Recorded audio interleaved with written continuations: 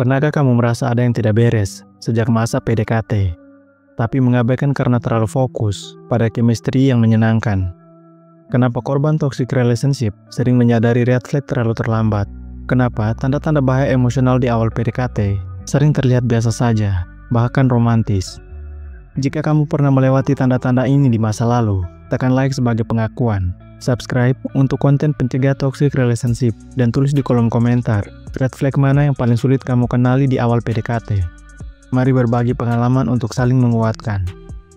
Banyak orang mengira toxic relationship baru bisa dikenali saat hubungan sudah berjalan lama. Padahal, tanda-tanda awal sudah sangat terlihat, bahkan sejak proses pendekatan.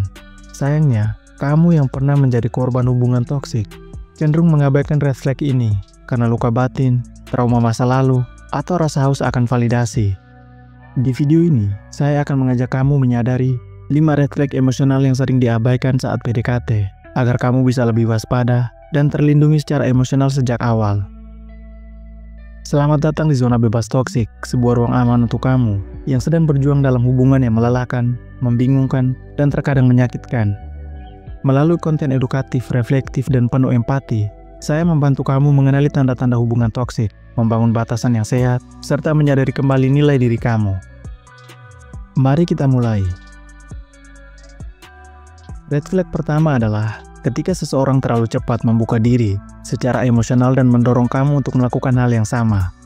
Misalnya, dia sudah membahas luka masa kecil, trauma keluarga, atau bahkan rencana masa depan bersama kamu di minggu pertama.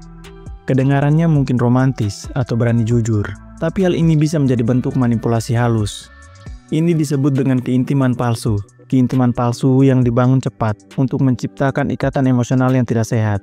Saat kamu terlalu cepat merasa dekat, kamu akan kesulitan berpikir objektif dan cenderung mengabaikan sisi buruk mereka. Red flag kedua adalah seseorang yang manipulatif seringkali menggunakan pendekatan emosional untuk menguji kesetiaanmu bahkan sebelum hubungan dimulai. Misalnya mereka berkata, kalau kamu benar-benar peduli, kamu pasti langsung balas chat aku, atau aku tuh orangnya sensitif, jadi tolong jangan bikin aku cemburu, meskipun kita belum pacaran. Hal ini bukan tanda kejujuran, yang mengikat kamu pada ekspektasi yang tidak sehat. Saat kamu sudah terjebak di situasi ini, kamu akan merasa bersalah untuk hal-hal yang sebenarnya normal dalam fase PDKT. Red flag ketiga adalah ketika seseorang terus-menerus membawa luka masa lalu sebagai alasan atas perilakunya sekarang. Misalnya, dia sering berkata, aku tuh jadi kayak gini karena mantanku dulu selingkuh, atau aku susah percaya orang karena dulu pernah disakiti. Memang penting untuk tahu latar belakang seseorang, tapi jika narasi luka masa lalunya terus digunakan untuk memaklumi sikap negatif, atau untuk membuat kamu merasa bertanggung jawab atas penyembuhannya, itu bisa menjadi bentuk beban emosional yang dipaksakan. Hubungan sehat tidak lahir dari belas kasihan, tapi dari kesadaran dan tanggung jawab pribadi. Red flag keempat adalah permainan rasa bersalah yang halus namun konsisten. Misalnya, kamu baru membalas chat setelah beberapa jam karena sibuk, tapi dia langsung bilang, oh, aku pikir kamu udah bosan ngobrol sama aku. Hal ini terdengar sepele, tapi dilakukan secara terus-menerus, kamu akan merasa harus menyesuaikan diri hanya untuk menjaga perasaan dia. Hal ini bukan empati, tapi teknik manipulasi yang membuat kamu kehilangan batas pribadi. Hubungan yang sehat akan mengerti ruang personalmu, bukan memaksamu untuk merasa bersalah hanya karena kamu menjadi diri sendiri. Red flag terakhir adalah saat seseorang mulai mengabaikan atau meremehkan batasan dan nilai-nilai yang kamu pegang. Misalnya kamu bilang kamu ingin PDKT secara perlahan, tapi dia justru menekanmu untuk cepat menjalin hubungan. Atau ketika kamu menyatakan kamu tidak nyaman dengan percakapan tertentu, dia justru menertawakan dan bilang kamu terlalu serius.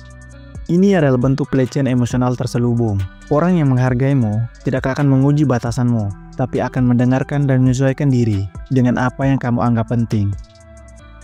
Banyak dari red flag ini terlihat sepele di awal, tapi seperti api kecil yang dibiarkan, lama-lama bisa membakar seluruh identitas dirimu.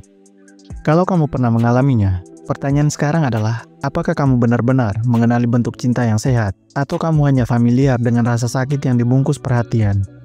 Jangan sampai kamu terus berada dalam siklus relasi yang sama, hanya karena kamu belum sempat berhenti dan benar-benar memahami apa yang pantas kamu terima. Kamu berhak mendapatkan hubungan yang tumbuh dari rasa aman, bukan dari rasa takut ditinggalkan. Kalau kamu merasa pernah mengalami salah satu dari 5 red flag ini, bagikan pengalamanmu di kolom komentar. Ceritamu bisa membantu orang lain, lebih sadar dan tidak merasa sendirian. Dan jangan lupa share video ini ke teman-temanmu yang sedang menjalani fase PDKT, karena kesadaran paling awal bisa menyelamatkan masa depan mereka. Sampai jumpa di video berikutnya.